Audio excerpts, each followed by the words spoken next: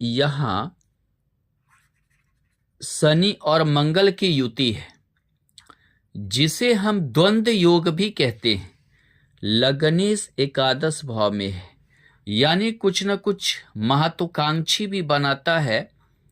लग्नेश एकादश भाव में होना महत्वाकांक्षा को प्रबल करता है।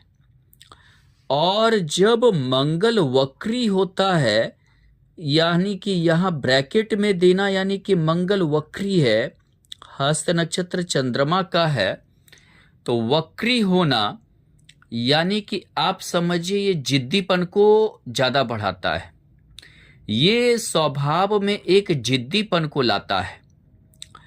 यानी कि अगर कोई भी ग्रह वक्री हो गया, यानी कि वो उल्टा, यानी समझिए उस चीज को ज्यादा, उस ग्रह के स्वभाव को ज्यादा अपनाएगा।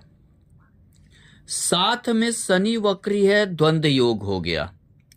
यानी कि समझिए द्वंद्व योग कहने का अर्थ क्या हुआ कि शनि और मंगल में कोई मित्रता नहीं है।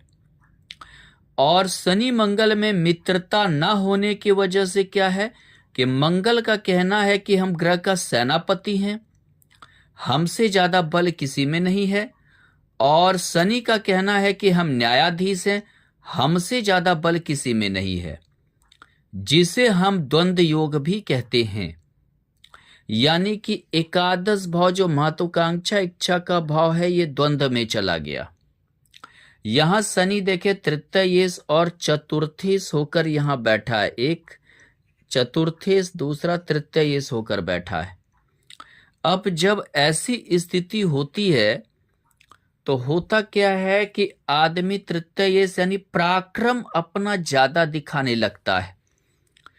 क्या चीज के लिए? कि अपनी महत्वाकांक्षा की पूर्ति के लिए यहां पराक्रम ज्यादा दिखाने लगेगा। और मंगल शनि के कारण अनाप शनाप जो है ये होती है, उसकी आकांक्षा इच्छा बढ़ जाती है। दूसरी बात होती है कि यहां पे सबसे एक बड़ी बात क्या है कि यहां पर आप अगर देखें तो ये चंद्रमा मघा नक्षत्र केतु के नक्षत्र का है, यानी कि गंडमूल नक्षत्र की हैं। और गंडमूल नक्षत्र होने के कारण क्या है कि इन्हें जो है समझिए कि जो व्यक्ति गंडमूल नक्षत्र में पैदा होता है, ऐसा समझिए ये हमें लगता है